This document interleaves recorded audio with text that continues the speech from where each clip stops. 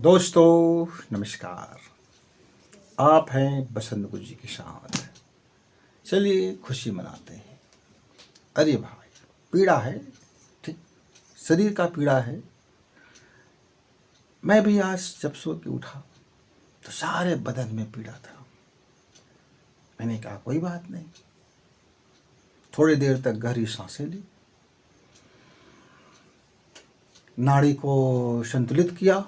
मतलब पहले गर्म सांसें ली 15 मिनट, फिर ठंडी सांसें ली 15 मिनट, और 15 मिनट फिर सम सांसें ली, और उसके बाद फिर जोरदार ऐसा ऐसा एक्यूप्रेशर कर लिया 10 मिनट, और फिर उठ करके आपके सामने, आपसे रूबरू, आपसे बात करने, आपसे मिलने, आपसे गला लगाने, आपको एक जादू की झप्पी देने गुरु जी आ गया। जीवन में तकलीफ है, हाँ मित्रों, सोना है तो सोना को तपाने के लिए आग चाहिए। तो आप आपके शरीर में आग लगा देंगे तब तो आपका शरीर जल भून कर राख हो जाएगा।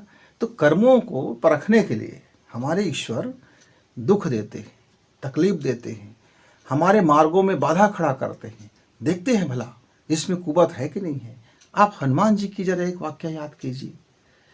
समुद्र पार करना था, हनुमान जी को याद दिलाया गया कि तुम्हारे पास असीम शक्ति है। उसके पहले तो हनुमान जी को याद ही नहीं था, भुलक्कड़ थे। और हम तो महाभुलक्कड़ हैं, हमें तो कुछ याद नहीं रहता। अरे हमने एक हफ्ता पहले क्या सब्जी खाया था ये याद नहीं रहता है। अरे हमने किसी से कितना पैसा लिया है हमको याद नहीं रहता है। हाँ, जब दिए हैं वो याद रहता है, लेना है वो याद रहता है, दिया है वो याद रहता है, लेना है वो याद रहता है, लेकिन हमको किसको देना है वो याद नहीं रहता। हम भूल जाते हैं। हमने किसी को गाली दिया और हम भूल गए, पर भगवान नहीं भूलता। वो कहते हैं तुमने एक गाली दी है, अब तुमको 50 गाली लौट के मिलेगा, थोड़ा प्रतीक्षा कीजिए, अवसर के तलाश में है। तो हमारे छत्तीसगढ़ी में एक कहावत है, घाव खोजे मक्खी और दांव खोजे दुश्मन। मतलब क्या है, समय हमको भरपाई भी करता है और लौटाता है तो भी ऐसे ही लौटाता है। तो कई बार हम अपने, मैं ये काम करता हूँ गुरुजी पर मुझे असफलताएं मिल रही है, मैं बड़ी पीड़ा में हूँ, मैं क्या बताऊँ, मैंने लोगों का भी अहित नहीं किया, मैंने लोगों का भी बुरा भला नहीं कहा, मैं तो बहुत अच्छा आदमी हूँ, मैं बहुत अच्छी सोचती हूँ, मैं बहुत अच्छी करती हूँ, और पर भगवान मेरे साथ ही बुरा करता है, भगवान मेरे साथ ही ऐसा करता है, मेरे साथ ही वैसा करता है, मेरे साथ ऐसा करता है। अच्छा, जो आपने सारी मटर गश्तियाँ की है उसको याद है क्या? कितने जीवन भूल के वो याद है क्या? कितनी भावनाएं खराब को याद है क्या? बिना दुश्मनी के कितने लोगों को बद्दुआ दी वो याद है क्या? कोई मतलब किसी से नहीं, लेकिन आप उसको गाली देते फिर तो याद है क्या? किस व्यक्ति ने किस तरीके से धन कमाया, लेकिन आप कहते हो बेईमानी से कमाया होगा। पहले से आप जान जाते हो, अंतर्यामी बन जाते हो, अपने विचार बो देते हो, ये ध्यान है क्या? मित्रों, छोटे छोटे ढेर सारे रोज दैनिक जीवन में इतनी बार आप अपने विचार को बोते हो, इतने गंदे और वाहियात तरीके से आप अपने विचार को कहीं बोते रहते हो, जब कहीं से कहीं कुछ भी उगते रहते हैं, खरपतवार उगते रहते हैं। तो जब खरपतवार उग जाएगा और मेरे खेत में धान एक दो दिखेगा और पूरा खेत भर खरपतवार रहेगा, तो जीवन में तो दुख दिखेगा भाई। क्योंकि आपको खुशी दिखता नहीं है, आपको आनंद दिखता नहीं है, आपकी सफलता आपको दिखता नहीं है, आपका धन आपको दिखता नहीं है, आपका स्वास्थ्य आपको दिखता नहीं है, आपका प्रेम आपको दिखता नहीं है, कितने लोग आपकी सेवा करते हैं वो दिखते नहीं है, कितने लोगों ने आपके लिए क्या क्या किया वो दिखते नहीं है। मतलब आप एक तरफ पूरी पर्दा लगा देते हो जो आपके जीवन में महत्वपूर्ण है, जो इम्पॉर्टेंस रोल अदा किए हैं। किसने कितने समय और श्रम लगा करके आपको कितना बड़ा किया, कितना धन लगा करके आपको पढ़ाया लिखाया, कितना मेहनत करके आपको एक सभ्य नागरिक बनाने की कोशिश की गई, आपके संस्कारों को ढाला गया, आपको सभ्यता से लाई गई, आपके सारे जितने भी। अब मेरे घर में एक पौधा है, हर बरसात आता है तो जहाँ तहाँ से उसकी टहनियाँ निकल जाते हैं। अब टहनियाँ निकल गई, अब वो पौधा जो सुंदर दिख रहा था अब वो बहुत विकृत दिखने लगा, खराब दिखने लगा। तो अब क्या करेगी माता जी घर के, मेरी धर्म पत्नी क्या करेगी, मेरी बेटी क्या करेगी, मेरा बेटा क्या करेगा? उठाएगा बड़ा वाला कैंची और उसके टहनियों को काट काट के उसको पूरी तरह से बदल देगा। सुघड़ बनाने के लिए उसके सारी टहनियों को काट छांट कर देंगे। माली आएगा, काट छांट कर देगा, झाड़ू बुहारी करेगा, साफ कर देगा, और जहाँ जहाँ आपकी बेतरतीब शाखाएं निकल गई है उस पर हथौड़ा और चला देगा जो भी चाहिए, बांध देगा आपको फिर पकड़ के रस्सी से, अब लो इधर उधर भागते हो करके। तो जीवन में ऐसे ही हमारे कर्मों के कारण, हमारे विचार बो देने के कारण बहुत सारी ढेर सारी हमारे जीवन में उपद्रव आ जाते हैं। उस उपद्रव को काट छाँट करने के लिए ईश्वर का जो माली है, और ये जो कष्ट रूपी माली है, ये असफलता रूपी जो माली है, और ये जो बाधा रूपी माली है, ये सब हमारे जीवन में आकर के हमको कहता है कि हमने तुम्हारे कल्याण के लिए आए हैं, तुम जरा संभल जाओ, तुम जरा होश से भर जाओ, तुम जरा जागे ही भी प्रार्थना कर लो, तुम जरा ईमानदारी से प्रार्थना कर लो, तुम जरा सच्ची हृदय से प्रार्थना कर लो, तुम जरा सच्चे मन से आप मुझे पुकार लो, तुम जरा सच्चे देखो तो सही कि वास्तव में ये जो परेशानी है इसका आपको क्या लाभ हो सकता है। ये जो आपदा आया हुआ है, ये आपके जीवन के अवसर के लिए आया हुआ है। आप अपने जीवन को और बेहतर कर सकते हो। माना कि आपके जीवन में परेशानियां हैं, तो आप इसको आग समझ लो, भट्ठी समझ लो। इसमें से जब आप निखरोगे तो आप सोना बन के निखरोगे। अभी आपकी की मोल मिट्टी की है, अभी आपकी मोल कोयले की है, अभी आपकी मोल ढेले भर की है, अभी आपकी मोल कौड़ी भर की है, अभी आपका मोल है क्या। लेकिन जब आप इस भट्ठी से निकलोगे, आप इस परेशानी की भट्ठी से जब निकलोगे और आप जब चमत्कृत कार्य करोगे, तब आपका मूल्य, आपका वैल्यू सोने का हो गया, आपका वैल्यू हीरे की होगी, आपकी वैल्यू और उससे कीमती हो जाएगा। और आप जब अपना समय का वैल्यू सीखेंगे, जब आप अपना लाइफ का वैल्यू सीखेंगे, जब आप अपना विचार का वैल्यू सीखेंगे, जब आप अपना कर्म का वैल्यू सीखेंगे, जब आप अपनी प्रार्थना का वैल्यू सीखेंगे, तो उसका तो मित्रों अनमोल कीमत आता है। फिर आप जो चाहते हो वो मिल जाता है, फिर जो चाहते हो मिल जाता है। लेकिन आप चाहते ही कहाँ हो? आप तो कुछ का कुछ चाहते रहते हो, आप कुछ का कुछ चाहते रहते हो। कैसे? अब मंदिर में गया, कहा कि भाई मैं फूल नहीं चढ़ाऊंगा तो लोग क्या कहेंगे, देखो तो कैसा आदमी है। तो आपने एक फूल वाले से फूल लिया और उसमें इतना मोल भाव, इतना मोल भाव, इतना कांव कचर किया और उसको दिया तो खोटा सिक्का दिया। अब आप फूल लेकर के आप मंदिर आ गए। आप पंडित से घूस दे करके, रिश्वत दे करके उसको आप सारे पंक्तियों से पहले आप उसमें वीआईपी बन के जा रहे हो। लोग और पंक्ति में लगा, लेकिन आप मेहनत नहीं कर रहे हो पंक्ति में लगाने के, आप वीआईपी कल्चर में आ रहे हो। वीआईपी आप जा करके आप अपना फूल चढ़ा दिए। पंडित को भी लगता है आइए आप वीआईपी हो तो भाई ज़्यादा पैसा चुकता कीजिए मंदिर परिषद को, ताकि हम कुछ निर्माण करा सकें, और पैसा दीजिए और आ जाइए बिना लाइन का, जल्दी से आ जाइए। आप आते हो, आप सोचते हो कि मेरा भगवान जल्दी सुन लेगा। अब तो भगवान कहता है तो तुम्हारा टेक हो गया, तुम्हारी सुनाई से पूरी लाइन ख़त्म हो जाएगी और पूरी देखा जाएगा कि कुत्ते बिल्ली से लेकर के कोई जीव जंतु तक क्या मेरे मंदिर में आया था, उस समय आपकी भी सुनवाई कर ली जाएगी। तो आपकी सुनवाई फिर कब होती है? जब उन कुत्ते बिल्ली भिखारी और इनकी जब बारी आती है, जो मंदिर में ऐसे ही आते हैं, घूमते फिरते हैं और फेराई करके चले जाते हैं, लंफटी करके चले जाते हैं, घटियागिरी करके चले जाते हैं, कमीनागिरी करके चले जाते हैं। ऐसे लोगों की जब गिनती आती है, उस समय फिर देखता है भगवान जी कि चलो इसमें से फिर छांटते चलो और निमारते चलो, और जिसको ठोस लगता है फिर उसमें से आपकी सुनवाई होती है। फिर आप रोते रहते हो, मैं ये मंदिर गया, वो मंदिर गया, वो मंदिर गया, वो बाबा के पास गया, वो आश्रम गया, उस गुरु के पास गया, उसके पास गया, ये भंडारा कराया, आयोजन कराया, यज्ञ कराया, हवन कराई, पूजा कराई, पाठ कराई, इतने जप कराई, इतनी वो कराई, इतनी दीपक जलाया, इतने अखंड दीपक जलाए, नवरात्रि किया, ये किया, वो किया, पर मेरा दुख है कि जाता ही नहीं, मेरी प्रार्थना है कि सुनी जाती नहीं। अरे भाई, एक तालाब है, अब तालाब में पानी जाने का मार्ग एक छोटे से पुल से है। आप उस पुल में पानी डालने के बजाय आप तालाब के चारों तरफ मेड़ में आप पानी की धार चला रहे हो। अब जहाँ से पानी जाना है, मुहाना, मुंह है तालाब का, उसको आपने बंद कर दिया ढक्कन से। अब खूब वर्षा किए, खूब पानी दम घुमाए इधर उधर। अब रोने लगे, भाई मेरा तालाब सूखा है, मेरा तालाब सूखा है। अब भगवान जी देखता है, हेड मास्टर देखता है, कप्तान देखता है, कहते हैं अरे बेवकूफ, जरा ढक्कन तो खोल लिए होते, जरा मुहाने का मुंह तो खोल लिए होते, तो थोड़ा सा ही पानी जा करके भर जाता। आपकी पतली पानी ही आपको उसको भर देता। अरे एक ही बरसात में आपका तालाब भर जाता। पर आप तो ढक्कन बंद करके पानी कर रहे हैं। तो मित्रों, अपने अंधाकरण की ढक्कन खोलिए, अपने विचार की ढक्कन खोलिए, अपनी सुंदरता के ढक्कन खोलिए, आप अपनी खुशी का ढक्कन तो खोलिए, आप अपना प्रेम का ढक्कन तो खोलिए, अरे आप अपनी मुस्कुराहट के ढक्कन तो खोलिए भीतर से। बाहर बाहर ऐसा मुखौटा लगा करके नकली नकली वाला नहीं। हम देखते हैं ना, प्रधानमंत्री जी जब दौरा में आते हैं, भाषण करने आते हैं, तो हजारों लोग उसके मुखौटे लगा करके वेलकम करते रहते हैं, लाखों लोग उमड़ पड़ते हैं और सब उनके मुखौटे में रहते हैं। तो क्या भाई वो लाखों लोग बन गए क्या प्रधानमंत्री? ठेंगे से। ऐसे ही जिंदगी में आप यदि मुखौटे लगा करके भगवान के पास प्रार्थना करोगे तो भगवान जी कहेगा ठेंगे से। यदि आप ऐसे ही मुखौटे लगा करके आप भगवान जी से कहोगे कि मैं बहुत प्रेम करता हूँ दुनिया में, तो वो भगवान जी जानता है कि आपका वो ठेंगे से है। तो फिर आप अपने कर्मों को जो भी मांगते हैं तो भगवान जी कहता है फिर ठेंगे से।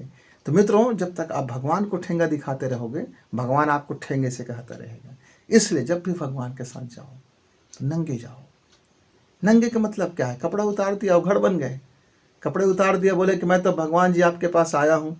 दुर्योधन जी तो कपड़े लज्जा के लिए उसने कपड़ा भी ढक लिया था, मैं तो कुछ नहीं ढका हूँ, आप तो बड़े बेशरम आदमी हो, चले जाओगे। जब हम नंगे कहते हैं इसका मतलब है शुद्धता पे। आप अपनी तमाम जो गलतियां हैं, तमाम जो कुकर्म हैं, तमाम जो विचारों की आपने गलती कर चुका है, उस सब को अब भगवान के चरणों में पहले रख दो, बता दो। एक बालिया कबूल कर लो कि भगवान जी मैं लोगों के प्रति मेरी निगाह बुरा है, मैं गंदे सोच लेता हूँ, मैं गंदे तरह से काम किया, मैंने ये किया, सारा चीज़ आप बताइए। जितना भी आपने किया है, चाहे आपने सपना में भी किया है, मन में सोचते भी हो, यदि मान लीजिए मेरे सामने बैठी मेरी छोटी सी बिटिया है और मैं सपने में उनको गाली दे रहा हूँ, लेकिन उनको बिटिया को तो नहीं पता कि मैं उनको गाली दे रहा हूँ। वो तो मुझसे आएंगे, हंस के बात करेंगे, हंस के जयराम जी कहेंगे, लेकिन मुझे तो पता है मेरे अंदर में एक जहर पनप रहा है। तो मुझको तो वह भगवान जी को बताना पड़ेगा कि मैं मन ही मन उनको गाली देता हूँ। भाई मेरे अंदर में एक कुटिलता है, जहर है। फिर मैं सुधारने के लिए क्या क्या करूँगा ये भी प्लान बताना पड़ेगा कि मैं कल से मन से गाली नहीं दूंगा, कल से जब वो मुझसे मिलेंगे तो मैं उनसे बात करूंगा, तो मेरे जो अंदर हंसेगा उतने में बाहर हंसूंगा, मेरे अंदर में जो खिलावट होगा मैं बाहर भी वही रहूंगा, मेरे अंदर में यदि प्रेम है तो मैं बाहर में प्रेम प्रसिद्ध करूंगा, मेरे अंदर में गुस्सा है तो मैं उनको बताऊंगा कि मैं तुम्हारे लिए क्यों गुस्सा हूँ। तो अंदर बाहर एक करने का काम करूंगा। एक प्लान बना लीजिए, पहले भगवान को बता दीजिए और दूसरा आपने प्लान बना लिया। ये दो काम कर दिए मित्र, हो गया आपकी प्रार्थना, सुन ली गई आपकी प्रार्थना। अब आपके जीवन से कष्टों का निवारण शुरू हो जाएगा, अब आपके जीवन से दुख का निवारण शुरू हो जाएगा, अब आपके जीवन में खुशियाँ आएंगी, आनंद आएंगे, प्रचुर मात्रा में धन आएंगे, प्रचुर मात्रा में खुशी आएगी, प्रचुर मात्रा में आपको सफलता मिलेगी। आप इतना ही तो करना है, यही तो एक प्रार्थना का तरीका है। ये गुरुजी आप क्या कहते हो? मैं अखंड दीपक आपके यहाँ जलता है, हाँ मैंने उस पर 100 रुपये चढ़ाया था, क्यों चढ़ा दिए मेरे भाई? अरे पकड़ लो 100 रुपये को। नहीं गुरुजी मैं उस दिन ना एक फूल लेके चढ़ा दिया था, पर मेरी सुनवाई नहीं, क्यों फूल चढ़ा दिए थे भाई? पकड़ लो उसको, पौधे में रहने दो। तो मित्रों, आप मेरे सामने आ करके बड़ी दंडवत होकर के प्रणाम कर लेते हो, इससे मेरा दिल नहीं पिघलेगा। आप मेरे सामने आ करके तो अपने सारे दुख रोते हो, इससे मेरा दिल नहीं पिघलेगा, क्योंकि मैं जानता हूँ आपने हजारों कपड़े एक ऊपर कपड़े पहन रखे हैं। एक कपड़ा गंदा हुआ दूसरा कपड़ा पहन लिया, फिर गंदा हुआ फिर कपड़ा पहन लिया, फिर गंदा हुआ फिर कपड़ा पहन, इतने आपने कपड़ा पहन लिया है कि आप उतारते उतारते आपको साल भर से ज़्यादा का समय लग जाएगा। इतने ज़्यादा कपड़े आपने कपड़े के ऊपर पहन लिए, इतने मुखौटे लगा लिए हैं। तो जरा सच्ची बन जाइए, और सच्चा व्यक्ति कोई बन जाता है तो फिर उसकी सुनवाई होता है। एक किसान की मैं आपको बाबत बताऊंगा, उसके बाद मैं अपनी वाणी को विराम दूंगा। एक किसान था, रात दिन खेत में काम करते थे, कभी भगवान की आरती नहीं जलाई, कभी पूजा नहीं किया, बस उसका घर में एक ही काम होता था कि खाना खाने से पहले एक दिया जला दिया करते थे, और वो दिया जलते रहता था तो उसमें फिर तेल डाल दिया करते थे, और फिर दिया जलते रहता था तो फिर तेल डाल दिया करते थे। मतलब दिया जलने लगा उसके घर में। किसी ने कहा कि आप बहुत बड़े भगवान की भक्ति करते हो, आपके यहाँ दीप जल रहे? बने नहीं, दिया जल रहे, अंधेरा है तो प्रकाश बना रहे 24 घंटा। मुझे याद रहेगा कि मेरा परमेश्वर है, कि मेरे जीवन में अंधेरा ना हो जाए। तो मैं याद रखने के लिए मैं इस दीपक को जलाते रहता हूँ कि मेरे भीतर कहीं अंधेरा हो ना जाए, इसलिए बाहर की वस्तु से मैं प्रेरणा लेते रहता हूँ। अच्छा, खटते रहा। एक बार श्री कृष्ण ने अपने एक मित्र से कहा कि देखो दुनिया में आप बड़े बड़े जप करते हो, तप करते हो, पर आपका वाणी सिद्ध नहीं है। आप कहते हो जाओ तो वो उसका कुछ फल नहीं मिलता। लेकिन एक ऐसा तपस्वी से मैं आपको मिलाऊंगा जिसने जीवन में कभी तप नहीं किया। बोले तपस्वी से मिलाओगे और तप नहीं किया? हाँ। और मैं ऐसा भक्त से मिलाऊंगा जिसने कभी भक्ति नहीं किया। अरे भाई, बड़ी पटा बात है, वो भक्त से भी मिलाओगे और भक्ति नहीं किया? बोले हाँ, मैं ऐसे आपको सिद्ध पुरुष से मिलाऊंगा जिसने कभी सिद्धि ही नहीं किया। अच्छा, ये तो बड़ी पटांग बात है कि जो आप बता रहे हो जितने गुण, पर उसने कभी उसकी काम नहीं की। बोले हाँ, वो कभी कामना ही नहीं किया। मैं इतने निष्काम निस्वार्थ व्यक्ति से आपको मिलाऊंगा। अच्छा, उसको उसको क्या किया, अपने उस मित्र को बताने के लिए, परीक्षण दिखाने के लिए उसको बड़ी पीड़ा में ला दिया। और एक सामान्य आदमी, बहुत मामूली आदमी बन करके दोनों उसके गांव पहुँचे। दोनों गांव पहुँचे, वो किसान अपने खेत में काम कर रहा था, भरी दोपहर था और वो अपने खेत में काम कर रहा था। दोनों व्यक्ति आए और उन्हें चिल्ला करके बोला, भाई मुझको बड़ी प्यास लगी है, पानी मिलेगा क्या? तो उन्होंने कहा कि हाँ, आप ज़रा मेरी कुटिया में जाइए और वहाँ आप अपनी इच्छा अनुसार पानी पी लीजिए। बोले कि हम नीच जात से हैं, हम बीमार हैं और हम लोगों से लोग बहुत दूर दूर भागते हैं। बोले कोई बात नहीं, आप जो भी हो जाइए, आप पानी पी लीजिए, लेकिन पानी पीने से पहले आप उसको भगवान को समर्पित कर देंगे। कहेंगे भगवान, ये पानी मैं आपको पहले समर्पित करता हूँ, अब ये पानी को अब मैं पी लेता हूँ। अच्छा, पानी पी के आ गया। अब किसान अभी काम कर रहा है, कोई ध्यान नहीं दे रहे हैं उसके ऊपर। उसने कहा भैया, हमें बड़ी जोर की भूख लगी है, कोई एक आध रोटियाँ मिल जाएंगी क्या? बोले हाँ, मिल जाएंगे ना, मेरी धर्म पत्नी ने मेरे लिए बढ़िया से स्वादिष्ट रोटी बना के भेजा है, सब साथ में सब्जी भी है, चटनी भी है और थोड़ा सा घी भी है। आप लोग कुटिया में जाइए, आराम से बैठिए, आँख मुँह धो लीजिए और रोटी निकाल करके खा लीजिए, लेकिन खाने से पहले आप प्रभु को समर्पित कर देना। अब वो लोग फिर कुटिया में गए, खाए और फिर बाहर आए और फिर उन्होंने कहा कि किसान भाई, आप अपना काम छोड़कर हमसे बैठते क्यों नहीं? बोले देखो, वो आपका काम है याचना और मेरा काम है मेरा कर्म, तो मैं जब तक ये काम पूर्ण ना कर लूँ, मुझे आराम कहाँ? फिर मेरा ये ईश्वर का पूजा है, मैं तो अपना पूजन कर रहा हूँ, फिर मैं पूजन को बीच में छोड़ कैसे सकता हूँ? आपकी ज़रूरतें पूरा हो रहा है ना, कर लीजिए ना। बोले आपको ऐसा नहीं लग रहा है क्या कि कुछ हम लोग चोरी कर लेंगे, हम लोग पानी को ख़राब कर देंगे? तो बोले वो आपकी भावना है, मेरे भावना में तो आप मेरा प्रभु हो, और आपको प्यास लगी है, आप पानी पी लीजिए, खाना भूख लगा है, खाना खा लीजिए। फिर कहा हमको इलाज के लिए कुछ पैसे की ज़रूरत है। तो बोला कि मेरी पत्नी ने मेरे लिए 2 रुपये आज दिया था, वो 2 रुपये आप वहाँ से उठा लीजिए, ले लीजिए, जितना आपका मदद होगा हो जाएगा। फिर उसने कहा कि भैया हम बहुत पीड़ा में हैं, आप ज़रा अपना हाथ स्पर्श कर दीजिए। तो बोले देखो, मैं एक बहुत मामूली से अदना सा आदमी हूँ, मैं भला आपका क्या मदद कर सकता हूँ, लेकिन आप कहते हो तो मैं अपने भगवान से आपके कर्म के अनुसार फल देने के लिए मैं प्रार्थना कर सकता हूँ। अब आपके कर्म के अनुसार यदि वो फल है तो आपका है, लेकिन आपने सही कर्म नहीं किया होगा, तो फिर आप उम्मीद कैसे कर सकते हैं? ऐसे करते बातें करते करते कृष्ण जी उनको बातों में उलझाए रखा और ऐसे करते करते उसने अपना खेत का काम पूरा कर लिया।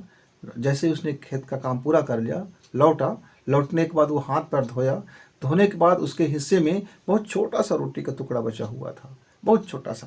तो उन्होंने बड़ी श्रद्धा से कहा कि हे प्रभु, कम से कम आज मेरे ऊपर आपने इतना कृपा की कि मेरे पेट में इतना तो दाना जा रहा है, मेरे जो अतिथि आए थे उनका भी पेट भर गया। हाँ, अद्भुत है, कितना खुशी मिल रहा है मुझे। और उसने वो छोटी सी रोटी का टुकड़ा खाया, पानी पिया और उसके बाद फिर किसान अपने घर लौट आया।